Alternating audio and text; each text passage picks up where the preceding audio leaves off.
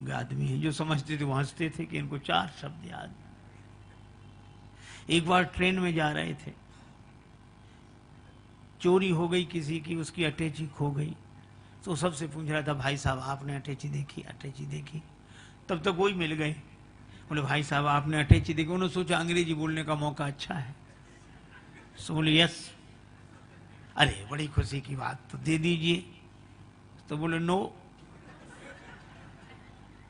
उसने कहा कि ये कोई बात हुई, तुम्हें मिल गई हो, मना कर रहे हो, इतनी पिटाई लगाएंगे, 2-4 तमाचे लगाएंगे? तो बोले वेरी गुड। तो उसने 2 लपड़े लगाई। तो उसने सोचा पिट तो गई, आखिरी शब्द और बोल दे। बोले थैंक यू। अब अर्थ उसे पता ही नहीं कि क्या है। तो जो जिस भाषा का जानकार हो उससे उस भाषा में बात करने में सुविधा रहती है। लक्ष्मण जी ने कहा कि परशुराम जी आपकी भाषा समझ नहीं सकते, और परशुराम जी जो भाषा, जिस शैली में भाषा बोल रहे हैं वो भाषा आप बोल नहीं सकते। फिर का इनकी भाषा के विशेषज्ञ तो हम हैं, आप हमें आज्ञा दीजिए। राम जी मुस्कुरा कर रह गए। लक्ष्मण जी प्रभु चरणों में प्रणाम करके गए और परशुराम जी से कहा कि महाराज आप दुखी क्यों हैं? परशुराम जी बोले लो और सुनो, इन्हें अब तक यही पता नहीं है कि हम दुखी क्यों हैं। अरे ये धनुष टूट गया है। अच्छा धनुष टूट गया तो आप क्यों टूटे जा रहे हैं? क्या आप धनुष हैं? नहीं नहीं, वो बात तो नहीं है, लेकिन अच्छा तो आपका है धनुष? नहीं हमारा नहीं।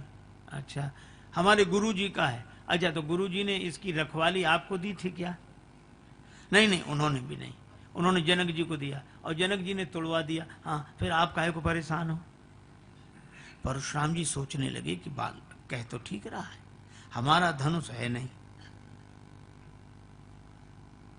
और हम धनुष के टूटने से इतने दुखी क्यों? कई बार आपको ऐसे लोग मिलेंगे, हम लोगों को तो प्राय मिलते हैं, कहते महाराज हम बहुत परेशान हैं, बहुत परेशान हैं महाराज, हम बहुत परेशान। उनसे पूछो क्यों परेशान हो, तो कहते हमें खुद समझ में नहीं आता कि हम क्यों परेशान हैं। अच्छा बोलो समझ में आ जाए तो आधी से ज्यादा परेशानी कम हो जाए, पर उन्हें समझ ही नहीं आता। रोगी पीड़ा का अनुभव करता है पर रोग कौन सा है ये तो वैद्य बताते हैं। लक्ष्मण जी जीवाचार्य हैं। लक्ष्मण जी ने कहा इस रोग का कारण मैं बताऊं आपको? परशुराम जी ने कहा नहीं मैं धनुष टूटने से दुखी हुआ हूं। लक्ष्मण जी ने कहा हमने बचपन में बहुत से धनुष तोड़े, तब तो आप नाराज होते हुए आए नहीं, इसी धनुष पर क्यों? देखो बड़ा सुंदर संकेत है, इसको बोलते हैं आसक्ति। इसका नाम है आसक्ति। ये कभी भी आ सकती, कैसे भी आ सकती, कहीं से भी आ सकती, बल्कि आसानी से आ सकती, मुश्किल से जा सकती। ये ममता, इस धनुष से आपकी ममता है ना? अच्छा देखो हम लोग अखबार पढ़ते हैं सवेरे सवेरे, उसी समय जलपान करते हैं, चाय लेते हैं, 2-4 मित्र इकट्ठे होकर चाय पी रहे, अखबार पढ़ रहे, अरे ट्रेन दुर्घटना, कितने 50 आदमी मर गए। अरे ज्यादा मरे होंगे, अखबार में कम छापते हैं।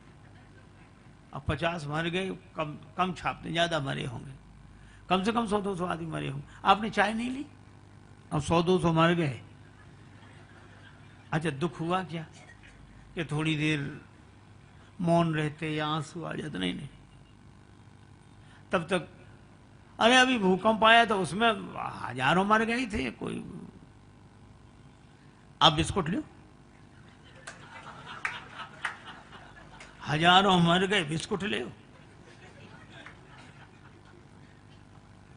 200 बता रहे हैं, ज्यादा कम से कम 500 मरे होंगे, आप नमकीन लो, चाय ले।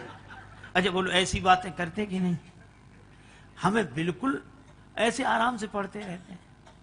अच्छा वही आदमी, आप सोचो अगर अपना परिचित बेटा या कोई प्रियजन बीमार हो, अस्पताल ले गए हों रात को, बहुत दिन के 2 बज गए, पानी तक नहीं पिया।